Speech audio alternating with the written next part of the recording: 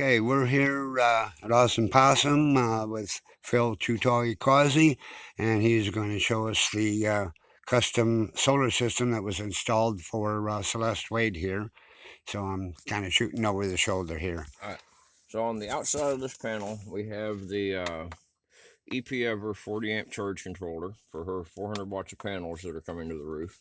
Up here we have a battery monitor, and up here is the remote for the inverter. All right, now everything else is back here. The battery's down below, and it's just a battery. Okay, so we'll begin at the battery coming in. From the battery coming in, this is your ground wire. This is the shunt for the voltage monitor going to the ground bus. This is your positive cable going to the positive bus here. Coming out of here, we come off the positive to this 250 amp DC circuit breaker, and then to the inverter. That circuit breaker is for the inverter. And again, we have 2-aught cable coming off the ground bus to the inverter. The reason in this heavy 2-aught cable is under full power, this inverter can pull 250 amps, and that requires 2-aught cable. All right, the circuit breaker right next to it is for the solar. The solar panels will connect in the top here for positive and negative when she gets them. This is a disconnect breaker for the panels, and it comes out of here and through the panel into the charge controller on the other side. This wire and this black wire right here, the two 6-gauge wires, those are the 40 amp power coming from the charge controller back to the positive and negative bus bars.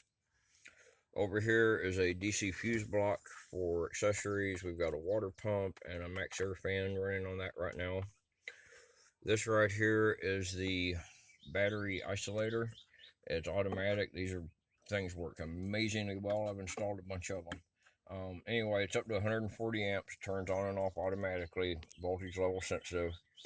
Because we had smaller gauge wire already run and did not have wire currently available, we're limited to 2 10-gauge feeds here. So this is actually a 30 amp circuit breaker, just to make sure that this wire never gets too much current. And where is that coming from? That is coming from your engine battery. From the engine battery? Yes.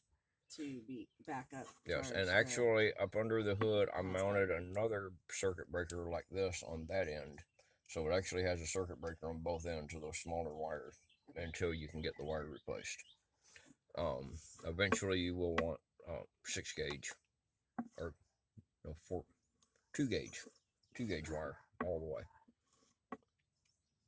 And I think that's everything in here. Pretty basic system, really. So then when I get the solar panels, I'm gonna mount them on the roof, and then we have to you'll connect them right hole here through the roof and just come straight down to that. Correct. Right? And they need to be in parallel. You said is the best option for the. I think series is your best option. Oh, series. I think series is your best option because that charge controller has a 100 volt input. I think you should go parallel and get all the voltage out, or series, excuse me. I think you should go series and get all of the voltage out of those panels you can. Okay. Okay. All right. So that's pretty much it. Awesome.